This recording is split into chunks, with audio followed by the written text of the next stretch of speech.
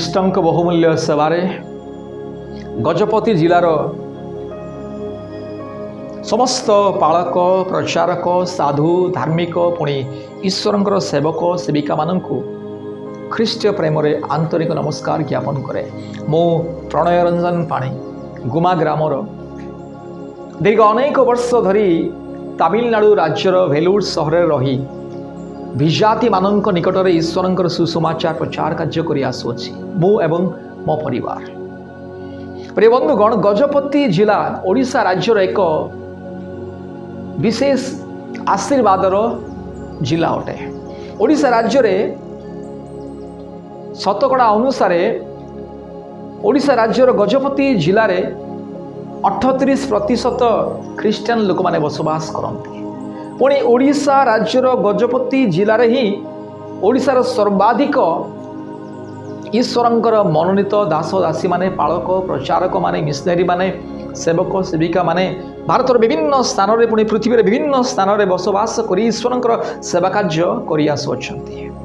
ଆଜି ସହସ୍ର ସହସ୍ର ପାଳକ ପ୍ରଚାରକ ମିଶନାରୀ ପୁଣି ଈଶ୍ୱରଙ୍କର ମନୋନୀତ ଦାସ ଦାସୀମାନେ ଗଜପତି ଜିଲ୍ଲାରୁ ବାହାରି ଓଡ଼ିଶାର ବିଭିନ୍ନ ଜିଲ୍ଲାରେ ଭାରତର ବିଭିନ୍ନ ରାଜ୍ୟରେ ପୁଣି ପୃଥିବୀର ବିଭିନ୍ନ ସ୍ଥାନରେ ମଧ୍ୟ ଈଶ୍ୱରଙ୍କର ସୁସମାଚାର ପ୍ରଚାର କାର୍ଯ୍ୟ କରି ଆସୁଅଛନ୍ତି।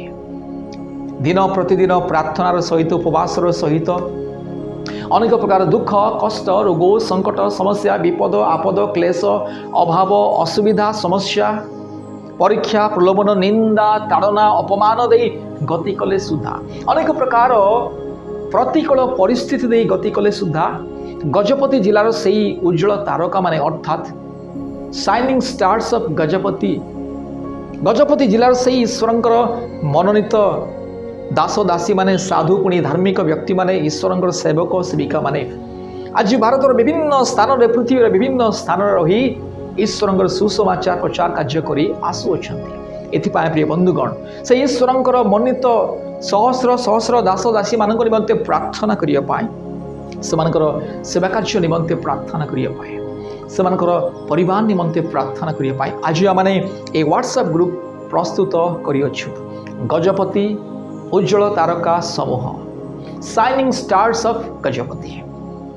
ଏଥିପାଇଁ ପ୍ରିୟ ବନ୍ଧୁଗଣ, ମୁଁ ଆପଣମାନଙ୍କୁ ଅନୁରୋଧ କରେ, ଗଜପତି ଜିଲ୍ଲାର ଯେଉଁ ସହସ୍ର ଈଶ୍ୱରଙ୍କର ଦାସ ଦାସୀମାନେ ମନୋନୀତ ସାଧୁ ଧାର୍ମିକ ବ୍ୟକ୍ତିମାନେ ଆଜି ଯେଉଁମାନେ ଈଶ୍ୱରଙ୍କର କାର୍ଯ୍ୟରେ ଈଶ୍ୱରଙ୍କ ରାଜ୍ୟ ଏବଂ ଧାର୍ମିକତାର କାର୍ଯ୍ୟରେ ଈଶ୍ୱରଙ୍କର ସୁସମାଚାର ପ୍ରସାର କାର୍ଯ୍ୟରେ ଆଜି ପୃଥିବୀର ବିଭିନ୍ନ ସ୍ଥାନରେ ରହି ଜୀବନଯାପନ କରୁଛନ୍ତି ପୁଣି ଈଶ୍ୱରଙ୍କର ସେବା କାର୍ଯ୍ୟ କରୁଛନ୍ତି। ସେହି ଈଶ୍ୱରଙ୍କର ମନୋନୀତ ସାଧୁ ଧାର୍ମିକ ପୁଣି ସେବକ ସେବିକାମାନଙ୍କ ନିମନ୍ତେ ପ୍ରତିଦିନ ପ୍ରାର୍ଥନାରେ ତୋଳି ଧରିବା ପାଇଁ ପୁଣି ସେମାନଙ୍କର ସେବା କାର୍ଯ୍ୟ ନିମନ୍ତେ ପ୍ରାର୍ଥନାରେ ସ୍ମରଣ କରିବା ପାଇଁ ଏହି ହ୍ୱାଟ୍ସଆପ୍ ଗ୍ରୁପ୍ ଆମେ ପ୍ରସ୍ତୁତ କରିଅଛୁ। ଏଥିପାଇଁ ଆପଣମାନେ ଗଜପତି ଜିଲ୍ଲାର ଯେଉଁ ଈଶ୍ୱରଙ୍କର ମନୋନୀତ ଦାସ ଦାସୀମାନଙ୍କୁ ଜାଣନ୍ତି ପୁଣି ଆପଣମାନଙ୍କର ମୋବାଇଲରେ ଯେଉଁମାନଙ୍କର ହ୍ୱାଟ୍ସଆପ୍ ନମ୍ବର ଅର୍ଥାତ୍ ଗଜପତି ଜିଲ୍ଲାର ଦାସ ଦାସୀମାନଙ୍କର ହ୍ୱାଟ୍ସଆପ୍ ନମ୍ବର ଅର୍ଥାତ୍ ପାଳକ ପ୍ରଚାରକ ମିଶନାରୀ ପ୍ରଭୁଙ୍କର ସେବକ ସେବିକାମାନଙ୍କର ହ୍ୱାଟ୍ସଆପ୍ ନମ୍ବର ଯାହା ରହିଅଛି ଆପଣଙ୍କର ହ୍ୱାଟ୍ସଆପ୍ ନମ୍ବରରେ ତାହା ଏହି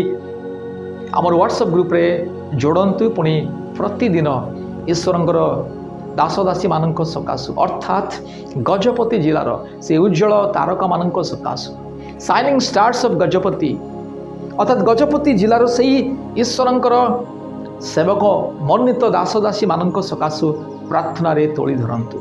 ସଦାପ୍ରଭୁ ପରମେଶ୍ୱର ଆପଣଙ୍କୁ ପୁଣି ଆପଣଙ୍କ ପରିବାର ପ୍ରତ୍ୟେକଙ୍କୁ ପୁଣି ଆପଣଙ୍କର ସେବା କାର୍ଯ୍ୟକୁ ବହୁଳ ରୂପେ ଆଶୀର୍ବାଦ କରନ୍ତୁ। ଧନ୍ୟବାଦ। ପ୍ରେଜ୍ ଦ ଲର୍ଡ। ଜୟ ମସିହ।